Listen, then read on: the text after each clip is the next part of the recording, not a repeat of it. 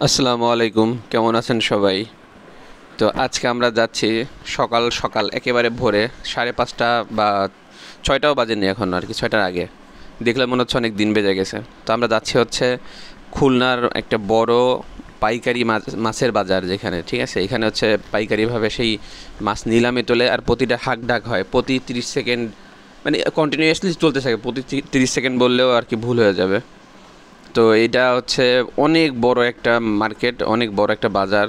সেইখানে মুহূর্তে মুহূর্তে শুধু মানে ডাকি চলতে থাকে।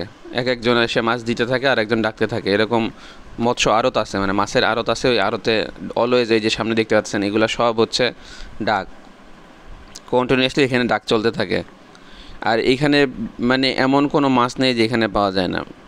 বাংলাদেশের এমন কোনো সুন্দর সুন্দর বলেন, বড় বড় বলেন, সুস্বাদু বলেন, যেমন মাছ চাবেন ছোট থেকে বড় সব রকম মাছ পাবেন। ইভেন রাক্ষসী মাছও পাবেন। সেটা হয়তো ভিডিওর প্রথমে আমি দেখাইছি, কিন্তু এটা সম্পর্কে ডিটেলস জানাই নাই।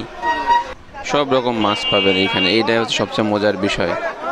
আর মানে খুলনা তো জানেনই চিংড়ির জন্য বিখ্যাত, সেই চিংড়িও পাবেন। তারপরে ছোট বড় পাঁচমিশালি মাছ সেগুলোও পাবেন, যেগুলো বিলের মাছ, নদীর মাছ, ওগুলোও পাবেন এখানে।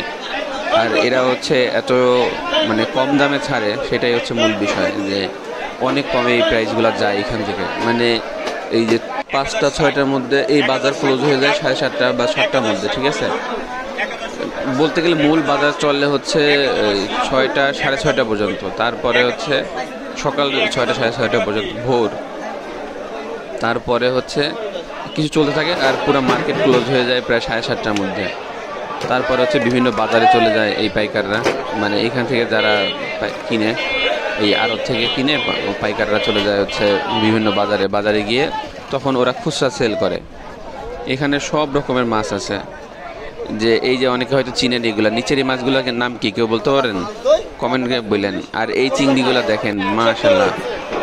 আর এই চিংড়িগুলোও দেখেন, মানে সব কিন্তু ডিফারেন্ট চিংড়ি, কিন্তু সাইজগুলো দেখেন, আপনি চিন্তা করতে পারবেন। আমি এর থেকে আরও বড়ো সাইজের চিংড়ি ছিল, আমি ওগুলা হচ্ছে ভিডিওতে দেখাইতে পারিনি। আর এখানে ছোট ছোট চিংড়িও আছে। ইভেন এই অ্যাকোরিয়ামের জন্য যে আমরা মাছগুলো খুঁজি, সুন্দর সুন্দর মাছ, এই মাছগুলো এখানে ভরপুর আছে। হয় দেখা যায় মুহূর্তের মধ্যে এক জায়গা থেকে আরেক জায়গায় মাছ চলে যায়, একসাথে ডাক চলতে থাকে। আর দেখেন এই কিছু পুঁটি আছে এখানে, এই পুঁটিগুলো এক একটা কত ইঞ্চি হবে আল্লাহ ভালো জানে, মানে 5 ইঞ্চি বললে মনে ভুল হবে না, এত বড় সাইজের পুঁটি।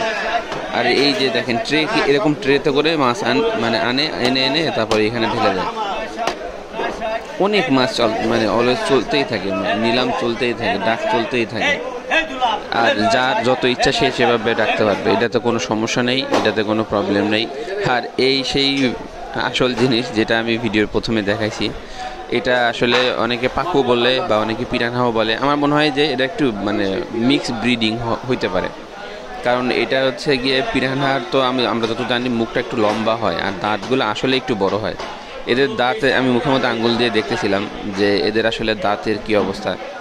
এদের দাঁত হচ্ছে খুব বেশি বড় নেই, কিন্তু দাঁত আছে, ঠিক আছে, অনেক বড় মোটা মোটা দাঁতই আছে, কিন্তু দাঁতগুলো বড় না, ছোট ছোট করে কিন্তু দাঁত আছে। আর শক্ত দাঁত, মানুষের মতোই শক্ত দাঁত, মানে পিরানহার যেমন দাঁত থাকার কথা তেমনই। তো অবশ্যই যদি ভালো লাগে, এরকম ভিডিও আরও দেখতে চান, অবশ্যই আমাদের পেজ ফলো দিয়ে রাখতে পারেন আর চ্যানেলে সাবস্ক্রাইব করে দিয়ে থাকবেন। টাটা, বাই বাই, ভালো থাকবেন।